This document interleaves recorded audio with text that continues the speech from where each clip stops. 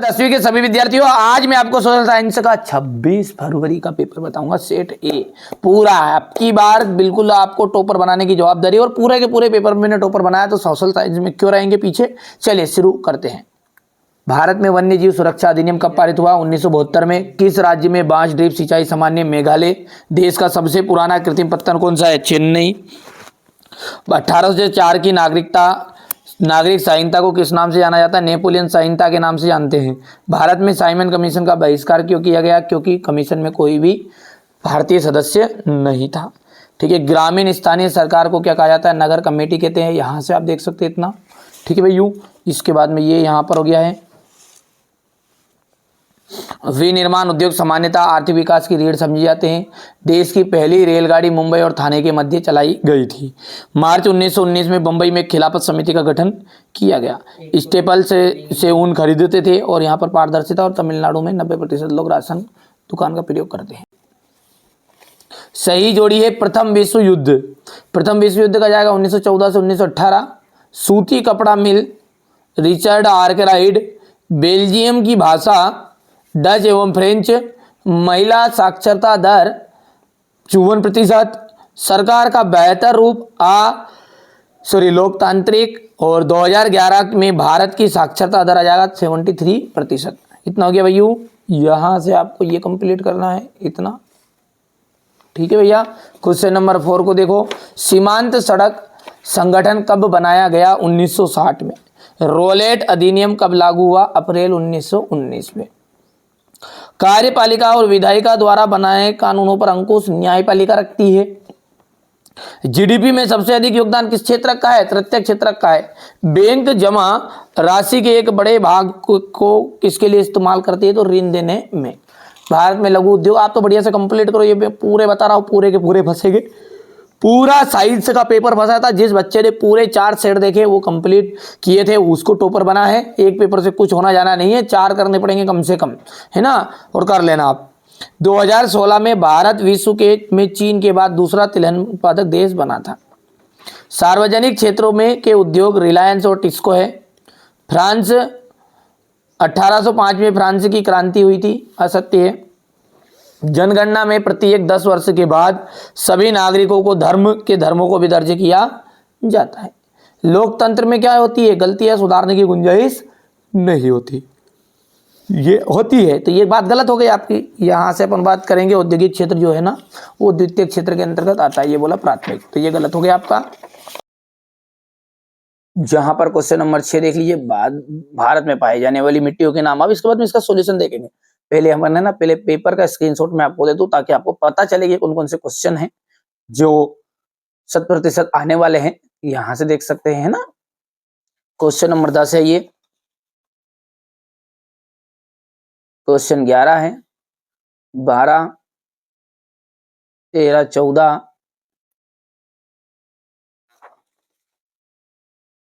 ये question number आपको 15, 16, ठीक है। ये क्वेश्चन नंबर 17 है, 18 हो गया। 18 के बाद में ये क्वेश्चन नंबर 19, ये 20, क्वेश्चन नंबर 21, इस तरह का रहेगा आपका क्वेश्चन नंबर 22। और ये अंतिम। भारत में जो पाए जाने वाली मिट्टी है वो कौन कौन सी है, नाम बताना है। देखिए जलोढ़ मिट्टी है, काली मिट्टी है जिसे अपन रेगर मिट्टी की भी नाम से जानते हैं। कपास युक्त मृदा मिट्टी भी कहते हैं, है ना। और लाल मिट्टी लेटेराइट, पर्वतीय और मरुस्थलीय मिट्टी। इतना करना है, हो गया।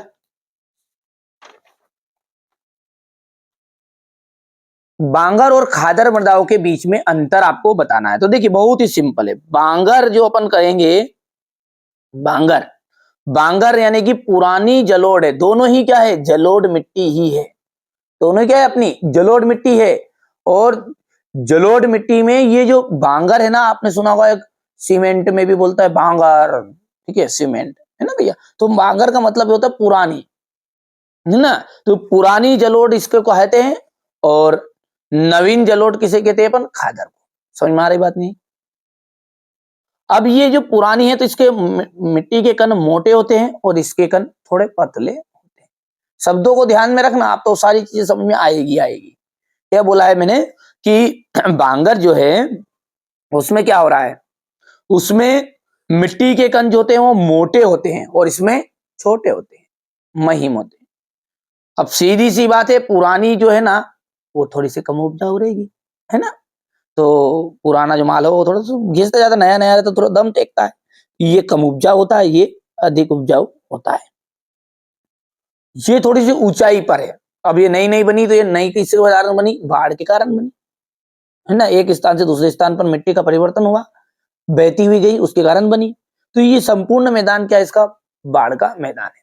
तो देखिए सिंपल सी बात कहूं मैं, एक ही शब्दों में आप समझो, बांगर, पुरानी जलोढ़ मिट्टी को हम बांगर मृदा कहते हैं और नई जलोढ़ मिट्टी को हम खादर।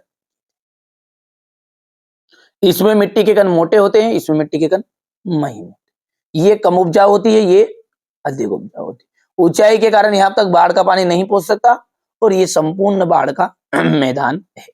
चलिए अब आगे बढ़ते हैं। अब अगला जो क्वेश्चन नंबर 7 है ना, वो है आपका जलोढ़ मिट्टी और काली मिट्टी में अंतर। यदि ये प्रश्न आपसे घुमा भी दे और पूछ ले कि जलोढ़ मिट्टी की विशेषता बताओ और काली मिट्टी की विशेषता बताओ, तो दो ही ये देखो गौर से। इस मिट्टी का जो रंग होता है ना वो हल्का भूरा होता है। काली का नाम क्या है, काली, तो भैया काले ही रहेगा, तो सफेद तो नहीं हो जाएगा, है ना। तो जलोढ़ मिट्टी का जो रंग होता है ना वो तो हल्का भूरा रहता है और काली मिट्टी का जो रंग है वो आपका काला होता है। यहां देश की भूमि के 40% भाग पर फैली हुई, कितनी, 40। और सबसे उपजाऊ जो मिट्टी होती है ना वो जलोढ़ मिट्टी ही होती है, ठीक है।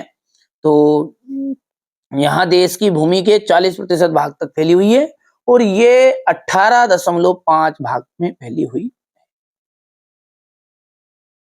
नदियों के द्वारा बहाकर लाई गई मिट्टी को हम जलोढ़ मिट्टी कहते हैं और काली मिट्टी का जो निर्माण है वो ज्वालामुखी उद्गार से निकलने वाले लावा के कारण हुआ है। सिंपल है, ज्यादा कठिन नहीं है, 3 नंबर तक ज्यादा आएगा, ये बढ़िया से कंप्लीट करना है। आगे बढ़ते हैं बेटा। तो अगला जो प्रश्न है वो क्या है, मृदा संरक्षण किसे कहते हैं। देखिए संरक्षण का मतलब होता है सुरक्षा करना। क्या होता है संरक्षण का मतलब, सुरक्षा करना। सीधी सी बात है कि मिट्टी का अपरदन हो रहा है, अब किसे सुरक्षा करोगे, लट तो कोई नहीं मार रहा है इसे, ठीक है, नुकसान हो रहा है, मिट्टी को काट रही है, बह रही है। तो मिट्टी के कटाव बहाव को रोकना ही क्या कहलाता है, अपना मृदा संरक्षण कहलाता है। या फिर अपन सिंपल भाषा में कह सकते हैं कि मृदा के अपरदन या क्षय को रोकना ही क्या कहलाता है, मृदा संरक्षण कहलाता है।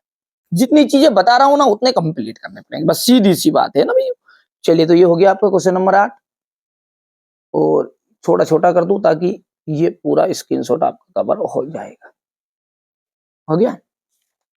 आगे बढ़ते हैं। अगला प्रश्न है रबी और खरीफ की जो फसल है उसमें अंतर है, ठीक है। खरीफ की जो फसल है ना वो आपकी वर्षा ऋतु के आगमन पर बोई जाती है, रबी की फसल है ना शरद ऋतु के आगमन पर बोई जाएगी। इन फसलों को पकने में कम समय लगता है, इन फसलों को पकने में अधिक समय लगता है। इन फसलों का जो उत्पादन है कम है तो उत्पादन भी कम होगा और जब अधिक समय है तो उत्पादन भी अधिक होगा प्रति हेक्टेयर के हिसाब से। ये फसलें सितंबर से अक्टूबर के बीच में काट ली जाती है और ये मार्च से अप्रैल में काटी जाती है। इनकी प्रमुख फसल कौन कौन सी है, यहाँ पे फसल लिख दो। खरीफ फसल, उदाहरण लिख देना, सीधी सी बात, यहाँ पर बच्चों ने गलत लिख दिया, आप उदाहरण करके लिख दो, ठीक है भैया। आगे बढ़ते हैं, बढ़िया से आप तो कंप्लीट करो, स्क्रीनशॉट ले लेना है ना, नहीं लिया तो ये यहाँ से, इसके बाद भी ये यहाँ से,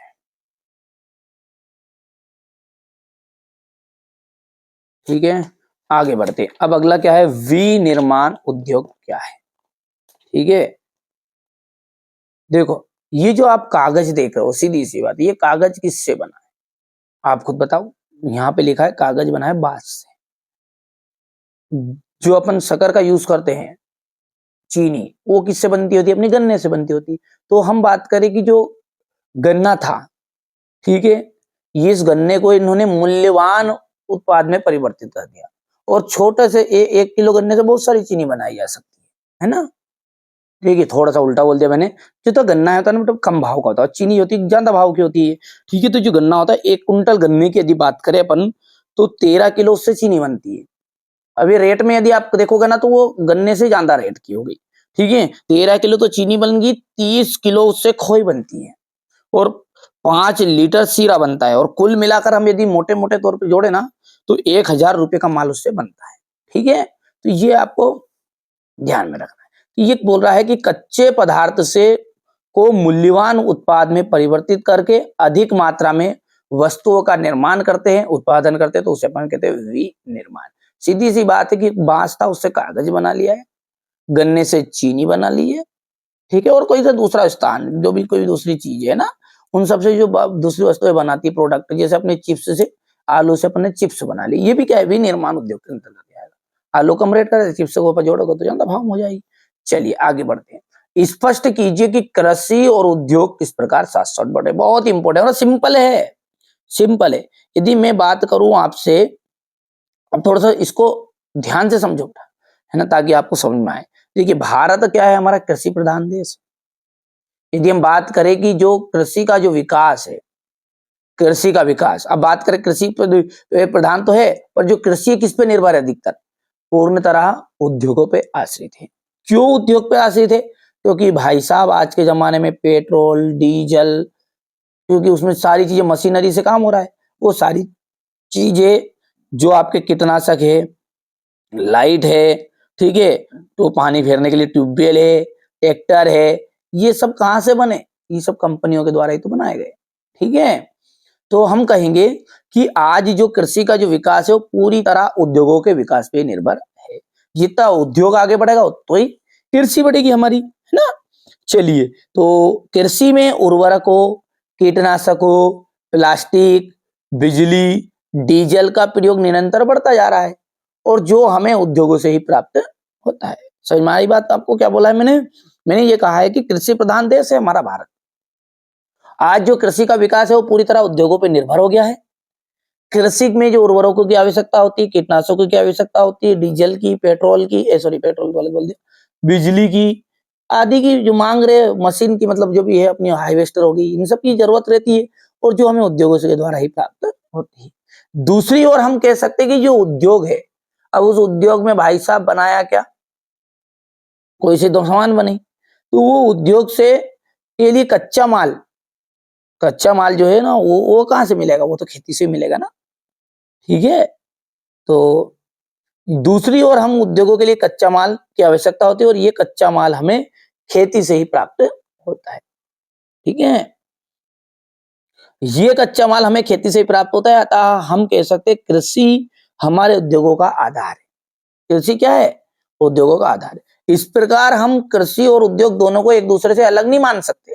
वास्तव में इन दोनों में निकटता का संबंध है। अब आप कहोगे कि भाई साहब है नहीं, अभी डीजल आया तो कोई खेत में से निकल लेके, अरे वो तो छोड़ो, दूसरी चीज तो भाई, दूसरी चीज कौन सी? आपका टमाटर उद्योग हो गया ना, वो रेसिपी आती है ना बहुत सारी टमाटर की, ठीक है। मिर्ची की कंपनी आ गई, तो मिर्ची के वो बनाते पाउडर नहीं, ये कहाँ से बनेंगे? दूध के पाउडर है, जो हमारा खेती बाड़ी से था। आप खेती बाड़ी मतलब माल ढोर जो अपन है वो खेती से पे निर्भर है।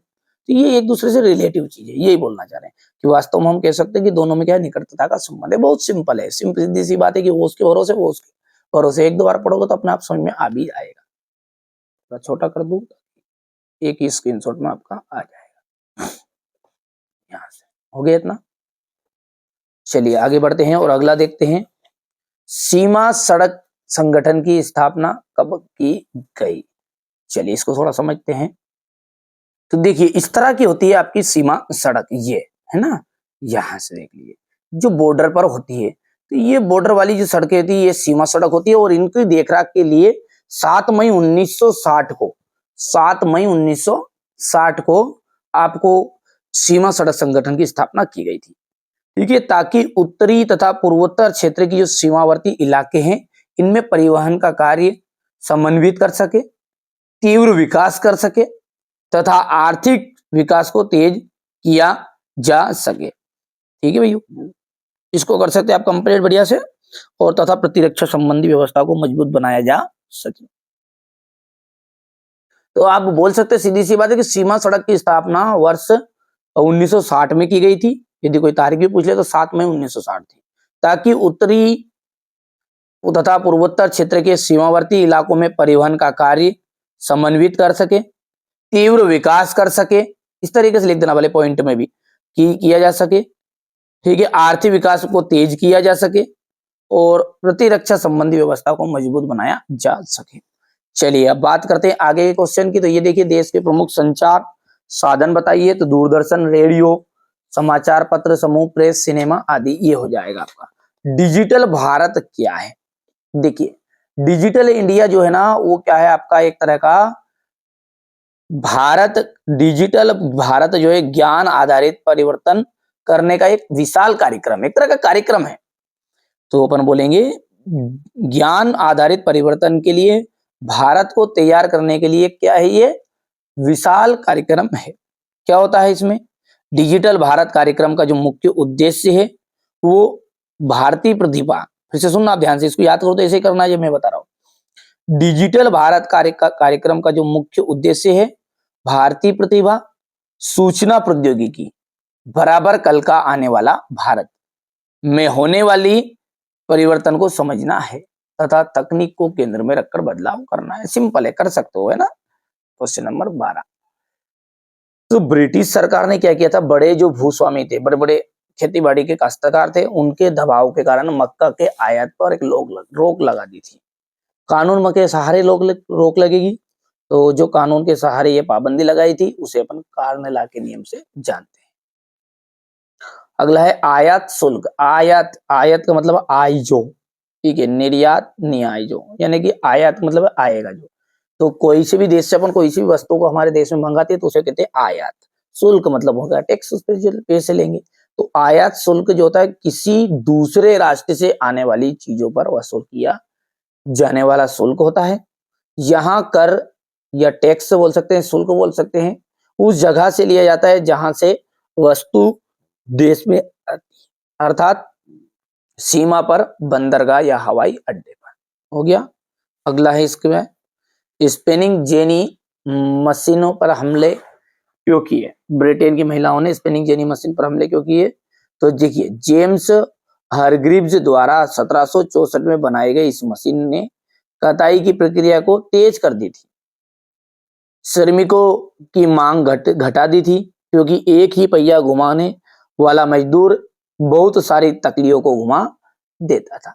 मतलब कई धागे बन जाते थे ये, ठीक है, बहुत सारे मजदूरों का काम एक ही मशीन कर रही थी।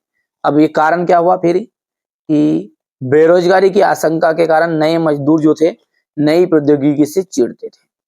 जब उन पर उद्योग में स्पिनिंग जेनी मशीन का प्रयोग किया गया, जब उन उद्योगों में स्पिनिंग जेनी का मशीन शुरू किया गया तो हाथ से ऊन काटने वाली औरतें इस तरह की मशीनों पर हमला करने लगी, ठीक है, क्योंकि उनको बेरोजगारी होने की आशंका थी। जेनी के इस्तेमाल का यहाँ टकराव लंबे समय तक चलता रहा। तो ये आप यहाँ से स्क्रीनशॉट ले लेना। सेठ हुकुमचंद कौन थे? देखिए, सेठ हुकुमचंद कौन थे? तो 1917 में कोलकाता में देश की पहली जूट मिल लगाने वाले मारवाड़ी व्यवसायी थे, एक तरह के मारवाड़ी व्यवसायी थे जिन्होंने चीन के साथ व्यापार किया था। अगला क्वेश्चन है आपका वेलम और प्लाटेन से क्या आशय है? देखिए, वेलम क्या है? चर्मपत्र या जानवरों की चमड़े से बनी लेखन सतह है।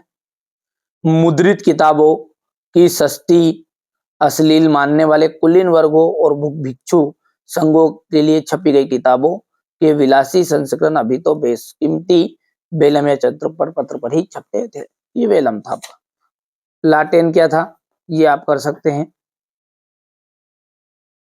यहाँ से। प्लाटेन का थोड़ी बहुत चीज आप खुद स्वयं भी कर लेना ताकि कम समय में वीडियो बन जाए, इसलिए मैं ऐसा कर रहा हूँ।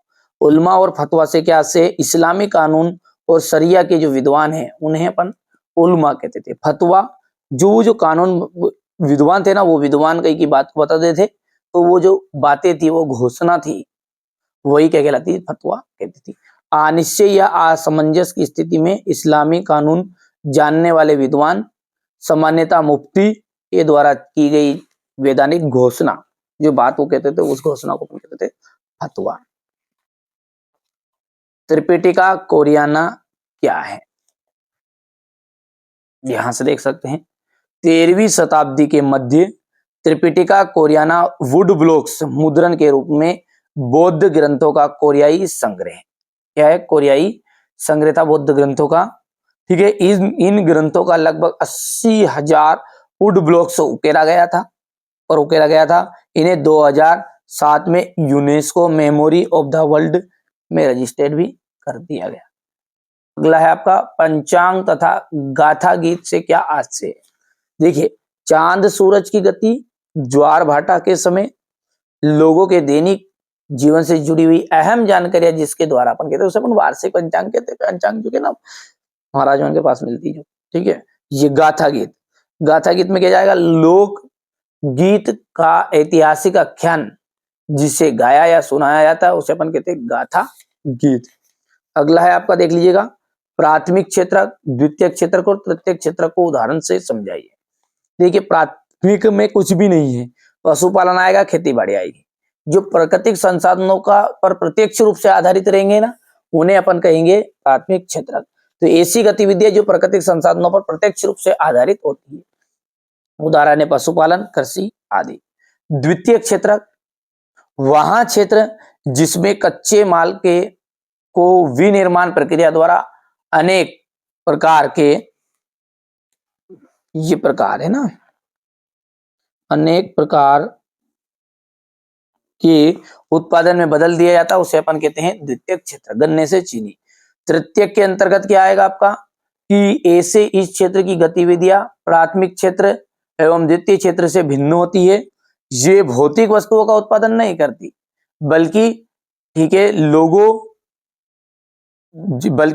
सरकार या उद्योगों के लिए सेवाएं क्या जाएगी यहाँ पे, सेवा ये प्रदान करती है। उदाहरण के लिए डॉक्टर हो गया, संचार हो गया, बैंक, शिक्षा आदि। तो ये आपका प्रश्न सोल्व हो चुका है। प्राथमिक क्षेत्रक यहाँ से, ठीक है, ये द्वितीय क्षेत्रक हो गया और ये तृतीय क्षेत्रक हो जाएगा। चलिए, इसके बाद में इसका अथवा है अधोसंरचना या ज्ञान आधारित समाज समझाइए। दो प्रश्न है, दो प्रश्न अलग अलग पूछ सकता है आपसे दो नंबर में कि अधोसंरचना किसे कहते हैं, ठीक है, ज्ञान आधारित समाज से आप क्या समझते हैं। देखिए, वे सुविधाएं एवं क्रियाएं जो उत्पादन के कार्यों में सहायक होती है। वे सुविधाएं या क्रियाएं जो उत्पादन के कार्यों में क्या होगी, सहायक होगी, उन्हें हम कहेंगे अधोसंरचना। जैसे ऊर्जा हो गई है, शिक्षा हो गई, ये सब किसमें आएगी, बांध है, ये आपकी अधोसंरचना में आएगी। दूसरा है ज्ञान आधारित समाज। तो वहां समाज जिसमें सभी क्रियाएं किस पर उपलब्ध हो, ज्ञान के आधार पर उपलब्ध हो। दूरसंचार तकनीक के विस्तार से ज्ञान आधारित समाज की धारणा का विकास हुआ है। सिंपल है, छोटे छोटे प्रश्न आप याद कर सकते हो। वैश्वीकरण क्या है, किन उद्योगों पर वैश्वीकरण का बुरा प्रभाव पड़ा? तो दो प्रश्नों को मिलकर एक प्रश्न है, ये अलग अलग आएगा एग्जाम में आएगा। तो कि वैश्वीकरण से आप क्या समझते हैं और किन उद्योगों पर वैश्वीकरण का बुरा प्रभाव पड़ा है। देखिए, सबसे पहले वैश्वीकरण देखते हैं।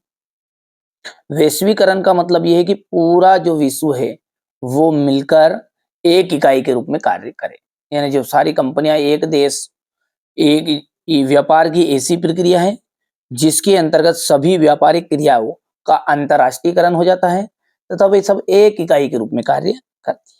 सिंपल है, क्या बोला है कि यहाँ एक ऐसी प्रक्रिया है जिसके अंतर्गत सभी व्यापारिक क्रियाओं का अंतरराष्ट्रीयकरण हो जाता है और वे एक इकाई के रूप में कार्य करने लगती है। इसे अपन कहते हैं वैश्वीकरण। अगला इसी का टुकड़ा है ये, और प्रश्न अलग आएगा, परीक्षा में आएगा तो ये अलग से ही कि किन उद्योगों पर वैश्वीकरण का बुरा प्रभाव पड़ता है। तो देखिए, बैटरी, संधारित्र, ये उत्तर है यहां से, तो है ना।